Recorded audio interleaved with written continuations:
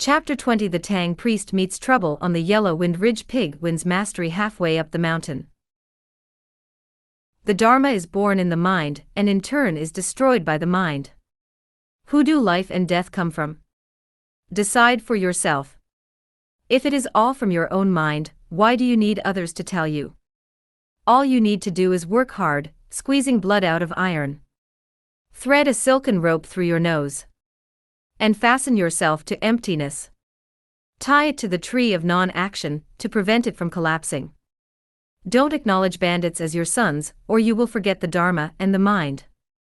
Do not allow yourself to be deceived by others. Smash them first with a punch. When the mind appears, it is non-existent. When the Dharma appears, it ceases. When the boy and the ox both disappear, the blue sky is absolutely clear. All is as round as an autumn moon. Journey to the West. Chapter 2287. And this and that can no longer be distinguished. This gatha refers to how the patriarch Xianzang came to awareness and understanding of the Heart Sutra, and thus opened the gate. As that venerable elder recited it constantly, a ray of miraculous light penetrated through to him. Eating and sleeping in the open, the three of them traveled on, and before long the heat of summer was upon them. The blossoms were over, the butterflies' passion spent. High in the trees the cicadas screeched. Wild silkworms spun cocoons amid the pomegranate blossom. As lotus flowers opened in the pool. As they were traveling along one evening, they saw a cottage beside the road. "Look," said Santang, "the sun is setting behind the western hills, hiding its mirror of fire, and the moon is rising from the eastern sea to show its wheel of ice. How lucky that there is a family living by our path. Let's spend the night here and set off again tomorrow morning." "Well said," put in Pig. "I'm a bit hungry, and if we beg some food from that house I'd have more strength for carrying the luggage." "Homesick ghost," remarked Brother Monkey, "you've only been away from home for a few days, but you're already regretting that you came." Elder Brother Pig replied, "I can't live on wind and mist like you.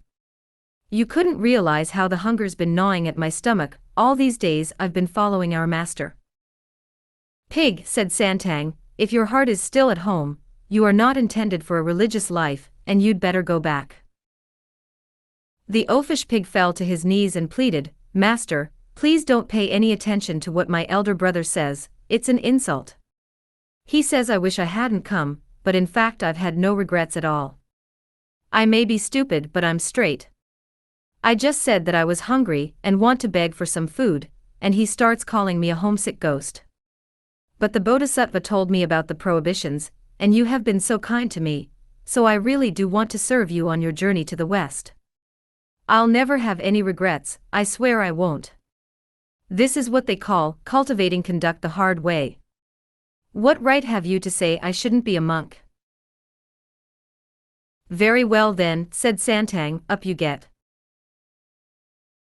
The idiot leapt up and picked up the carrying pole, chattering incessantly. Then he pressed grimly on. Before long they reached the roadside house, where Santang dismounted as Monkey took the bridle and Pig put. Journey to the West. Chapter 2288. Down his burden. They all stood in a green shade.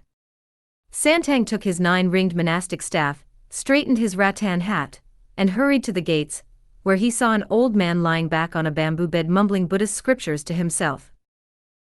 Not wanting to shout loudly, Santang said in a quiet voice, "Greetings, benefactor."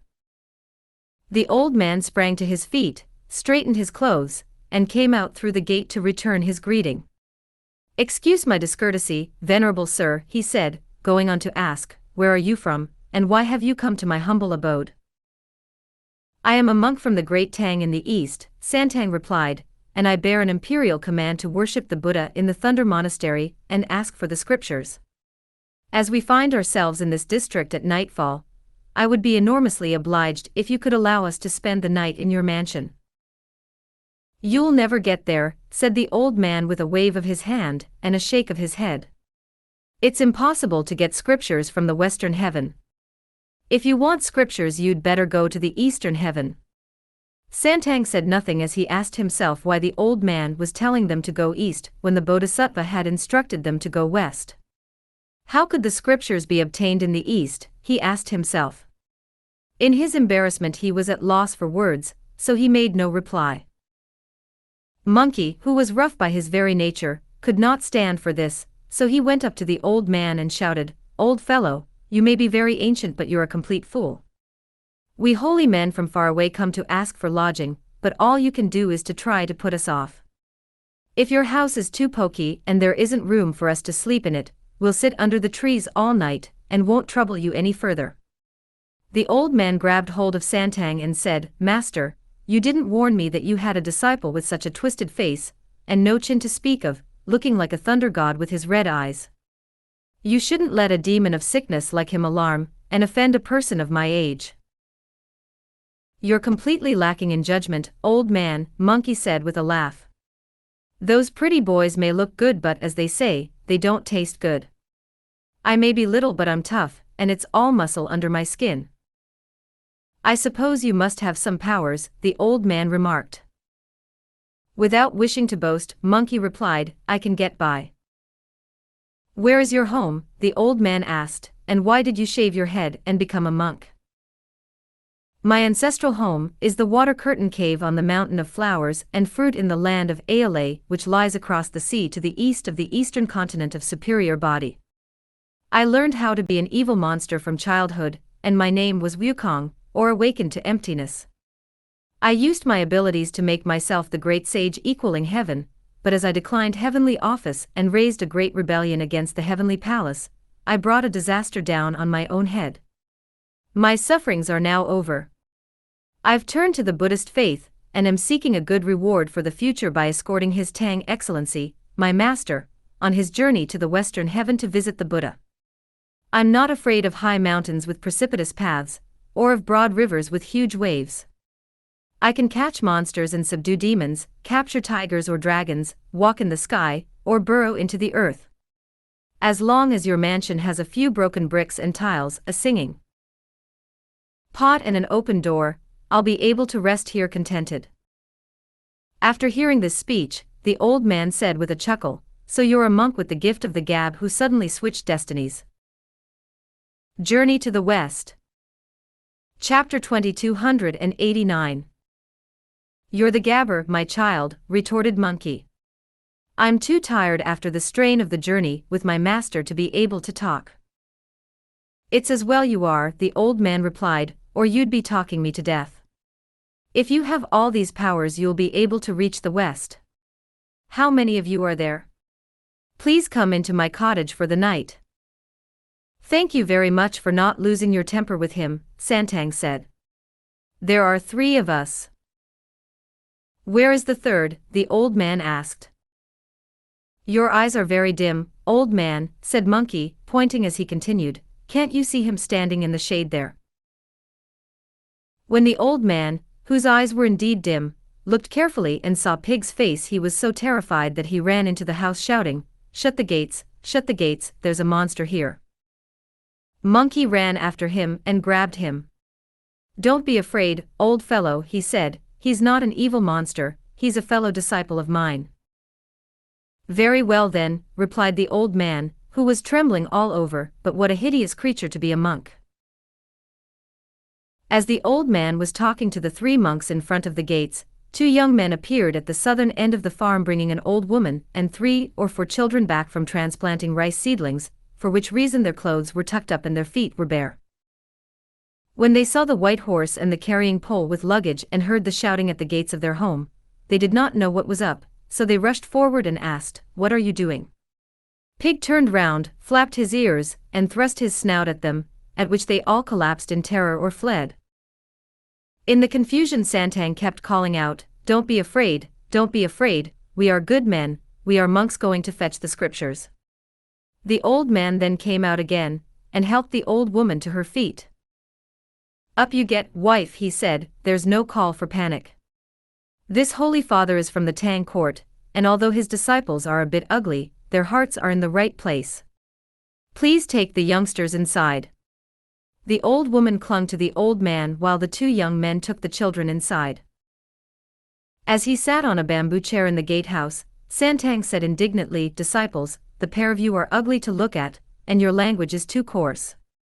You gave that whole family a terrible fright, and got me into trouble." "I tell you truthfully, Master," Pig replied, "that I've grown better looking since I've been following you. When I lived in Gao village I looked so awful that I often used to scare 20 or 30 people to death by making a face, and waggling my ears." "Don't exaggerate, stupid," said Monkey with a smile, "and tidy that ugly mug of yours up a bit." "What nonsense you're talking, Monkey," said Santang. "He was born that way, so how can you expect him to tidy his face up?" Journey to the West. Chapter 2290. He could stick his rake of a snout into his chest, and not bring it out, and he could lay those fan-shaped ears down behind his head, and not waggle them. That would tidy his appearance up.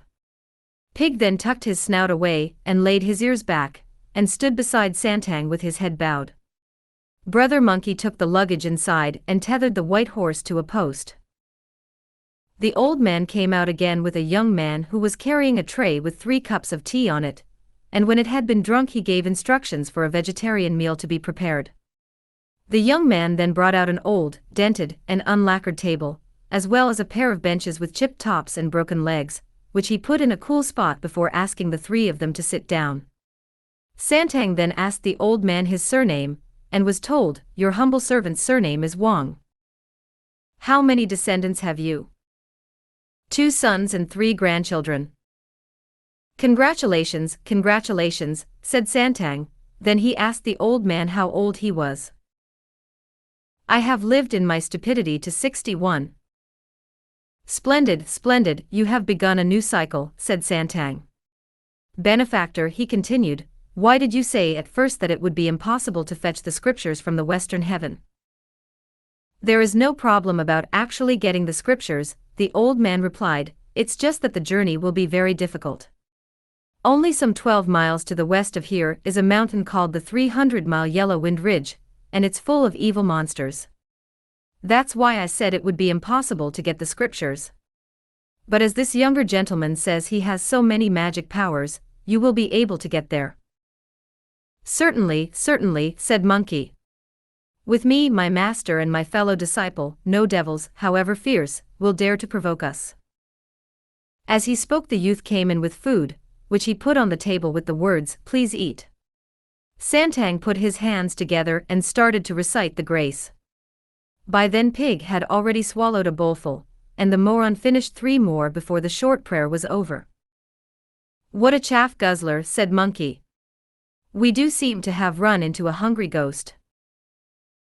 Old Wang, however, found the speed at which Pig ate very amusing, and said, "This reverend gentleman must be very hungry. Give him more rice at once." The stupid creature indeed had a large stomach. Look at him, keeping his head down as he devours at least a dozen bowls. Santang and Monkey had not been able to finish 2 bowls, but the idiot would not stop and was still eating. "As this is far from being haute cuisine, I cannot press you too hard, but please take another mouthful." "We have eaten enough," said Santang and Monkey, but Pig said, "What are you going on about, old fellow? Who's been telling your fortune? Is that why you're going on about quizzing? Anyhow, as long as there's rice, give me some more." In a single meal the idiot ate all the rice in the house, and still said that he was only half full. Then the table was cleared away, bamboo beds were set out for them in the gatehouse, and they went to sleep. At dawn the next morning Monkey went to saddle the horse while Pig packed the luggage. Old Wang told his wife to prepare some pastries and hot water for them, after which the 3 of them thanked him and said goodbye. "If anything goes wrong on your journey," the old man said, "you must come to our place." Journey to the West. Chapter 2291. "Don't be so discouraging, old fellow," said Monkey. "We're dedicated, and there's no turning back for us." With that they whipped the horse, picked up the carrying pole, and headed west. Alas! On their journey there was no good path to the west, and there were undoubtedly demons and great disasters in store for them. Before they had been going for half a day, they reached the mountain. It was most precipitous. Santang rode as far as the edge of a cliff, then dismounted to have a look. High was the mountain, craggy the ridge, steep the cliffs, deep the valleys. Springs could be heard, and sweet smelt the flowers. Was that mountain high? Its summit touched the azure heavens. Were the gorges deep? At their bottom you could see the underworld. In front of the mountain were rolling white clouds and towering crags. There were no end of myriad fathom, soul-snatching cliffs, in which were twisting caves for dragons, caves full of stalactites dripping with water. He saw deer with branching antlers and river deer gazing with fixed stare, coiled, red-scaled pythons, and mischievous, white-faced apes. At evening tigers climbed the hills to find their dens. Journey to the West. Chapter 2292. Dragons emerged from the waves at dawn, to enter their caves with thunderous roars. Birds flying in the grass rose in a flurry, beasts walking in the woods hurried helter-skelter. Suddenly a pack of wolves ran past, making the heart pound hard with fear. This is a place where caves are linked with caves, and mountains stand with mountains. The green of the peak made it like 10,000 feet of jade, as a myriad clouds were piled above it like a cover of bluish gauze. While Santang urged his silvery steed slowly forward, Monkey strolled ahead on his cloud, and Pig ambled along with the carrying pole. As they looked at the mountain they heard a whirlwind blowing up, and Santang was alarmed. "Wukong," he said, "there's a whirlwind coming." "What's there to be afraid of about a wind?" said Monkey. "It's only weather, after all, and nothing to be scared of."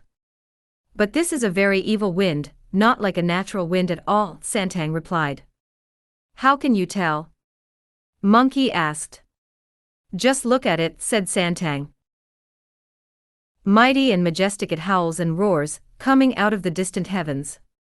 As it crosses the ridge the trees moan, the trunks bend when it enters the wood. Journey to the West. Chapter 2293. The willow on the bank is shaken to its roots, and flowers and leaves go swirling round the garden. On the fishing boats gathering in nets, they pull hard on the cables, ships lower their sails, and all cast anchor. The traveler loses his way in mid-journey, the woodcutter in the hills cannot carry his load. The monkeys scatter in the orchards of fairy fruit, the deer flee from the clumps of rare flowers. Locust trees and cedars collapse before the cliff, while pine and bamboo in the valley are stripped of leaves. There are stinging blasts of dirt and sand, and waves boil on rivers and seas. Pig went up to Monkey and grabbed hold of him. "Brother," he said, "this is a terrific storm. Let's take shelter." "You're useless, brother," replied Monkey with a mocking laugh. "If a big wind makes you want to hide, what are you going to do when you meet an evil spirit? Elder brother, have you never heard the saying, 'Avoid a pretty girl as you would an enemy, avoid a wind as you would an arrow'?" Pig replied. "There's no reason why we shouldn't take shelter." "Stop talking, will you, while I get a hold on that wind and take a sniff at it," said Monkey. "You're talking through your hat again," said Pig with a grin. "As if you could get a hold on a wind. Besides, even if you did, your hand would go through it." "What you don't know, brother, is that I have a magic way of catching winds," Monkey replied. Letting the head of the wind pass, the splendid monkey grabbed the tail and sniffed at it. It had rather a foul stench. "It certainly isn't a good wind," he remarked. "It smells like either a tiger wind or a monster wind. There's definitely something suspicious about it." Journey to the West. Chapter 2294. Before the words were out of his mouth, a ferocious striped tiger leapt out at the foot of the slope, slashing with its tail, and rushing towards them. Santang was so scared that he could no longer keep his seat in his carved saddle, but fell headfirst off his white horse, and lay sprawled in a witless heap beside the path. Pig threw down the luggage, grabbed his rake and, not letting Monkey move forward, roared, "Animal, where do you think you're going?" He went straight after it and smote it on the head. The tiger stood up on its hind legs, and with a swing of its front left claws ripped at its own chest. There was a tearing noise as its skin all came off, and then the creature stood beside the path. Just see how hideous was. A gory, skinned body. Round, red legs and feet. Fiery, matted hair. And straight, bristling eyebrows. For sinister steely white fangs. A pair of glittering golden eyes. With soaring spirits it gave a mighty roar. A mighty and majestic shout. Not so fast, it yelled, not so fast. I am none other than the commander of the vanguard for the great Yellow Wind King. I bear His Majesty's strictest command to patrol the mountain, and catch a few common mortals as tidbits for him to nibble with his wine. Where are you from, monk, and how dare you wound me with that weapon of yours? I'll get you, you beast, replied Pig abusively. You don't seem to realize that I'm not just any old passing traveler. I'm a disciple of Santang, the younger brother of the Tang Emperor of the East, who has been sent by the Emperor to visit the Buddha in the Western Heaven and ask for the scriptures. If you clear off, stop blocking our path, and don't frighten my master any more, I'll spare your life. But if you go on raging about like that, there'll be no mercy for you. Not bothering to argue, the evil spirit rushed at Pig, fainted, and clawed at his face. Pig dodged nimbly and swung his rake at the monster, who turned and fled as he was unarmed. With Pig at his heels he made for the bottom of the slope and produced 2 bronze swords from the tangled undergrowth there, then, brandishing them, he turned to face Pig. The two of them battled away at the foot of the hill, lunging and hitting at each other. Monkey, who was helping the Tang priest to sit up, said, "Don't be afraid, master. You sit here while I help Pig to defeat that monster, then we can be on our way." Santang, who had managed to sit up, was shaking all over and intoning the Heart Sutra. Journey to the West. Chapter 2295. Monkey grabbed his cudgel and shouted, "Get it." Pig made a tremendous effort, and the monster fled from the scene of battle. "Don't let him get away," yelled Monkey, "you must catch it." The pair of them chased the monster down the mountain, waving the rake and the cudgel. The monster was so hard-pressed that it did a golden cicada shedding its skin trick. It reverted to its real form, a ferocious tiger with a somersault, but Monkey and Pig would still not let it get away, and were hot on its heels, determined to destroy it. When the monster saw how close they were, it ripped at its chest and tore off its skin again, then laid it over a rock that was shaped like a crouching tiger. Then it abandoned its real body, turned into a hurricane, and went straight back to the path, where it noticed Santang reciting the Heart Sutra. Santang was grabbed by the monster and carried away on the wind. Poor Santang. The monk of the river was fated to suffer much. In the faith of Nirvana, it is hard to win merit.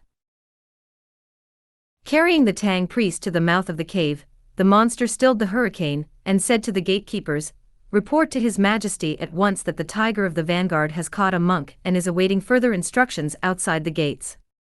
He was then admitted on the orders of the chieftain. With his 2 bronze swords stuck in his belt and holding the Tang priest in both hands, he went forward and genuflected before the chieftain.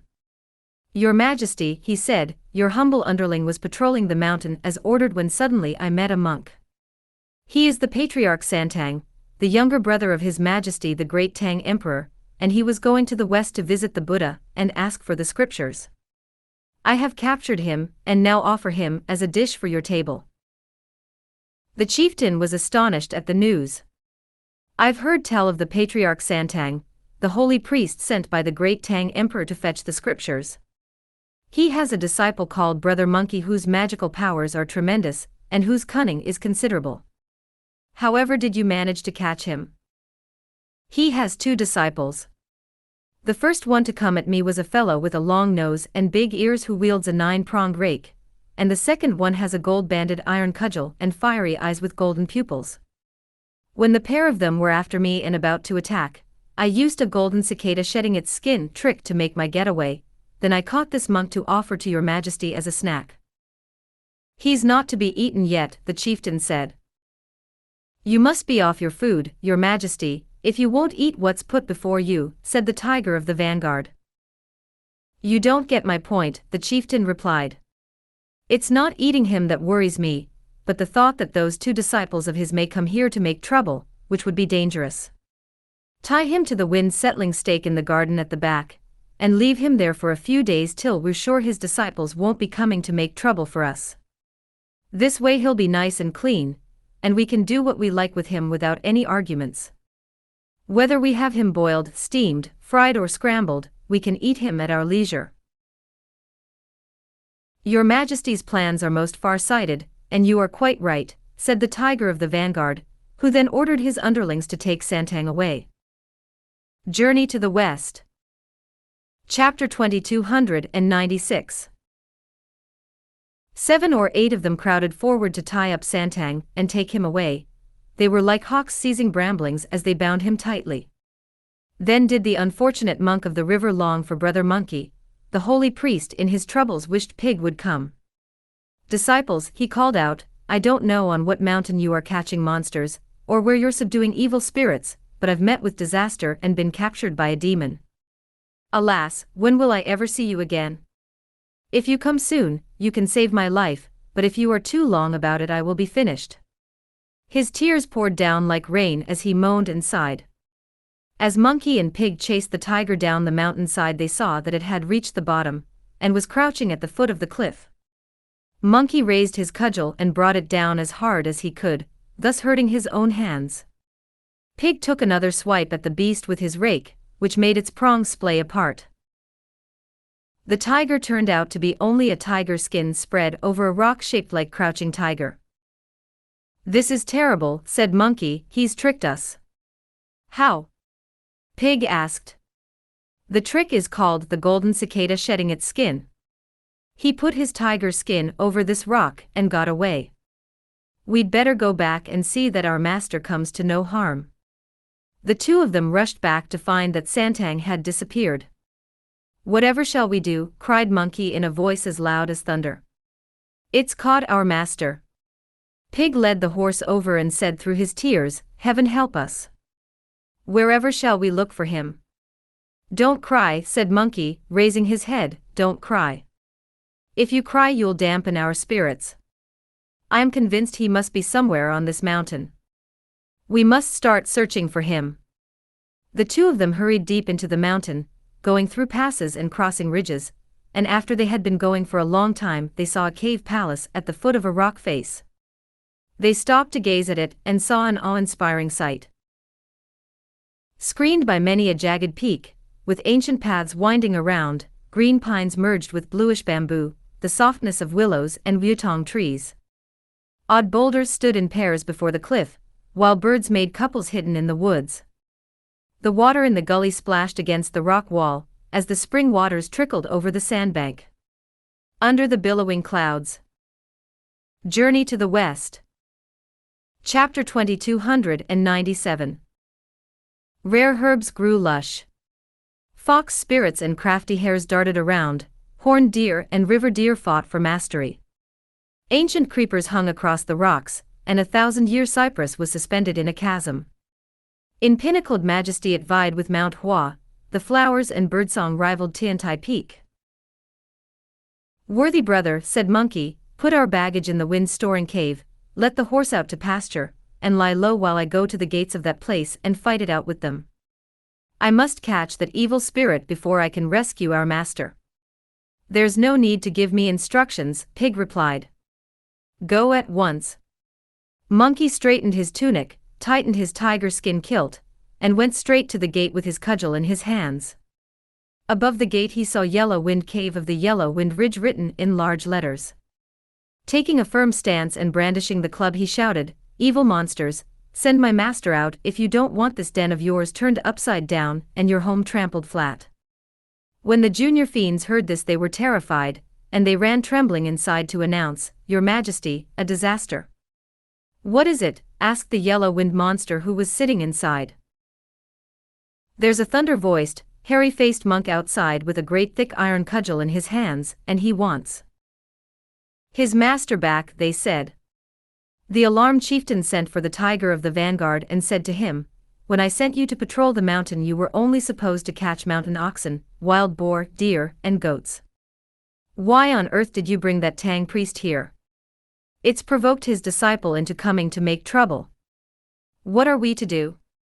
There is no need for your majesty to worry, the tiger replied. Your incompetent underling will take 50 junior officers out with me and bring back that brother monkey as a second course for the meal. Apart from the higher and lower ranking commanders, we have about 600 junior officers here, said the chieftain. Take as many of them as you like with you. If you catch that monkey, we can dine off the priest at our leisure, and I promise to make you my sworn brother. But I'm afraid that you won't be able to get him, and that he'll kill you. If that happens, don't blame me. Rest assured, the tiger monster said, rest assured. I'll soon be back with him. Mustering 50 strong and spirited young fiends, he charged out of the gates with drums rolling and banners waving. His 2 bronze swords were tied to his body. Where are you from, ape monk? He shrieked at the top of his voice. What do you mean by all this yelling and shouting? Journey to the West.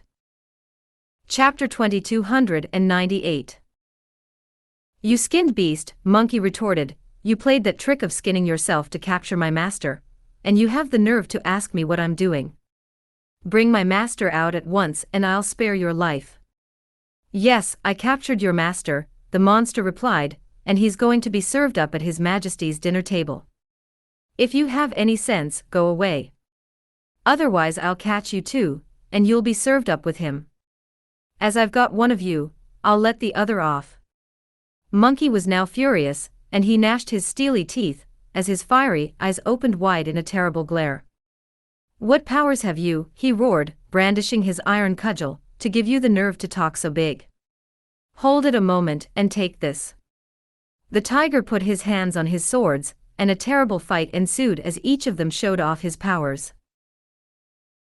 The monster was like a goose egg, Monkey was an egg-shaped stone. Trying to ward off Monkey with bronze swords was like throwing eggs at a stone. How can a crow or jackdaw fight a phoenix? What chance has a pigeon against a hawk? The monster snorted out whines that covered the mountain with dust, but Monkey breathed a fog that blotted out the sun. After fighting it out for many a round, the vanguard was exhausted, his strength all gone. He turned away, defeated, to flee for his life, only to have Monkey harry him to death. When he could defend himself no longer, the monster turned to flee. As he had talked so boastfully in front of his chieftain, he dared not return to the cave, so he tried to escape up the mountainside. Monkey, who had no intention of letting him go, chased him as fast as he could, waving his cudgel, roaring and howling. He chased him as far as the hollow where the wind was stored, where Pig could be seen pasturing the horse. As soon as Pig heard the shouting he turned to look, and when he saw Monkey pursuing the defeated tiger monster he let go of the horse, raised his rake, and struck the tiger diagonally across the head. The poor monster, who thought he had made his way out of the silken net, never realized that he had been caught by a fish trapper. Pig's rake made 9 holes from which the blood gushed, and the brains all spurted out. There is a poem to prove it that goes. Journey to the West. Chapter 2299.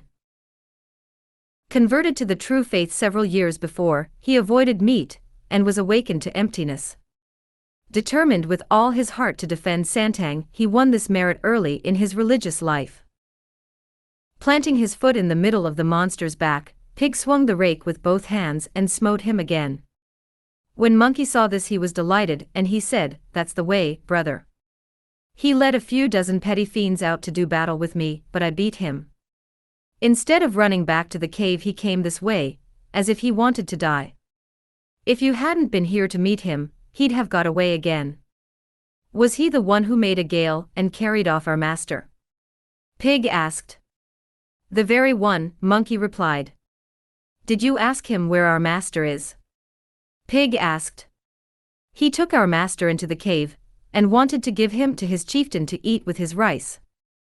This made me so angry that I fought him all the way to here, where you finished him off. The credit for this must go to you, brother. You'd better go on looking after the horse and our things while I drag that monster's body over to the cave and challenge them to another fight. We must capture the chief monster if we are to rescue our master. You're right, said Pig, so off you go. If you beat that chief monster, mind you chase him this way for me to corner and kill. Splendid Monkey went straight to the mouth of the cave with his cudgel in one hand and the dead tiger in the other. Indeed. When the patriarch was in danger from evil monsters, emotion and nature combined to subdue the demons. If you don't know whether he defeated the evil monsters and saved Santang, listen to the explanation in the next installment.